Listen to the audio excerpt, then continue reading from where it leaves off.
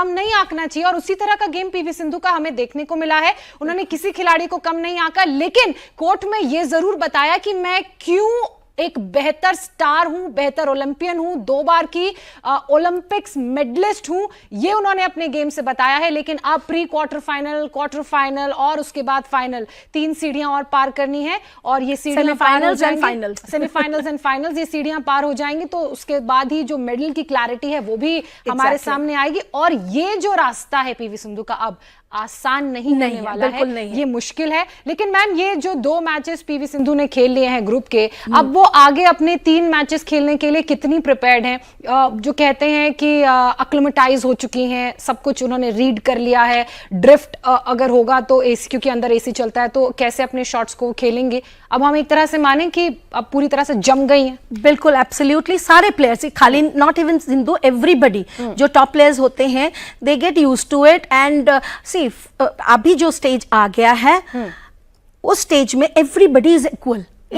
Given day, जिस दिन, उस समय, उस वक्त मेंटली और फिजिकली आपकी क्या कंडीशन है और आप कितना अपने माइंड को स्ट्रांग करके रखते हो, होल्ड करके रखते हो, वो जीतेंगे। ये सारे, ये जो प्री क्वार्टर फाइनल स्टेज आप बोल रहे हो, ये actually all of them are in same platform. कोई ग्रेट इक्वलाइजर इज ओलंपिक, जहां कोई भी बड़ा उलटफेर कर सकता है। इस वक्त की अपडेट दे दें, लक्ष्य सेन अपने सिंगल्स मुकाबले के लिए कोर्ट में उतर चुके हैं, उसके स्कोर पर भी हमारी नजर रहेगी। लेकिन सबसे बड़ी बात यह है कि नॉकआउट स्टेज में कोई भी जीत सकता है, यही संभावनाएं खेल की होती हैं। तो किसी को भी किसी के स्कोर लाइन से या कहें कि बैकग्राउंड से दबाव में आने की जरूरत नहीं है। खासकर रैंकिंग से अपना गेम खेलना है, रैंकिंग से दबाव में नहीं आना है। और जो आपका गेम प्लान है, stick to your game plan, वो बड़ी बात है।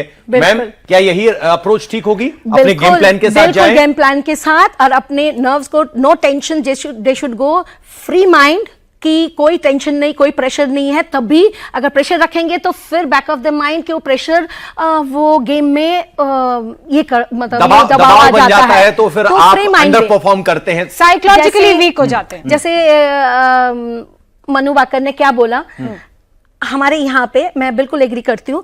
जैसे 21 पॉइंट का गेम है, आप एवरी पॉइंट सोचो, तभी जाके एवरी पॉइंट सोचोगे तो आप 21 में पहुंचोगे।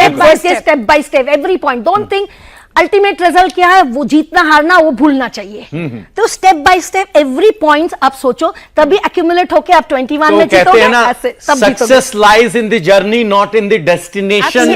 वही बात है। तो हर खिलाड़ी उसी नजरिए के साथ खेले। और सबसे बड़ी बात यह कि एक कॉन्फिडेंस ये है कि ओलंपिक में जो खिलाड़ी पहुंचा है वो वर्ल्ड बेस्ट है, वो किसी को भी हरा सकता है। वो कॉन्फिडेंस आपको उस लेवल पर दिखाना है, तब जाकर आप कंपीट कर पाएंगे। और ऐसे ही 2 वर्ल्ड बेस्ट इस वक्त लड़ाई लड़ रहे हैं अंदर पहुंचने के लिए, आगे क्वार्टर फाइनल में पहुंचने के लिए। एक हैं जोनाथन क्रिस्टी, दूसरे हैं लक्ष्य सेन। और जो स्कोर बोर्ड में स्कोर मुझे नजर आ रहा है वो अभी क्रिस्टी के फेवर में है, लेकिन कुछ भी कहना जल्दबाजी होगा। पहला सेट चल रहा है 5-1 से, क्रिस्टी आगे। मैम, इस स्कोरिंग सिस्टम में 2-4 पॉइंट की lead is nothing, easily cover हो सकती है। इवन कई हमने देखा है कि मैच पॉइंट लीड कर रहे हैं, 14-15 से 20-15 से लीड कर रहे, फिर भी हार गए मैच पॉइंट लीड करते हुए।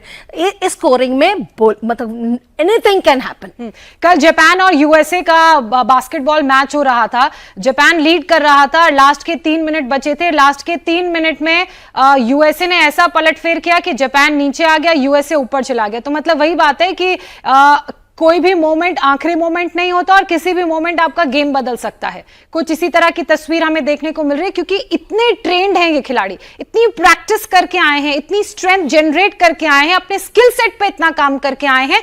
अब जो सबसे बड़ा फैक्टर यहां पर काम करता है कि एक, वहां की कंडीशंस कैसी हैं, उन कंडीशंस को इन खिलाड़ियों ने कितने अच्छे से समझा है अपने फेवर में, और दूसरा ये कि उनका दिन कैसा चल रहा है। जैसे अगर हम पवन, हम अगर उस शूटर की बात करें, ट्रैप शूटर की, आपने देखा होगा उनका जो फर्स्ट क्वालिफाइंग डे था, 75 उन्हें शूट के अपॉर्चुनिटीज मिली थी, जिसमें पृथ्वीराज की बात कर रहे हैं आप। बहुत अच्छा नहीं कर पाया था, लेकिन क्वालिफिकेशन डे 2 में 50 के 50 उन्होंने हिट किया। मतलब पिछला दिन अच्छा नहीं चल रहा था, हालांकि वो क्वालिफाई नहीं कर पाए, लेकिन एक्यूरेसी को बताता है कि प्लेयर में कितनी एक्यूरेसी है।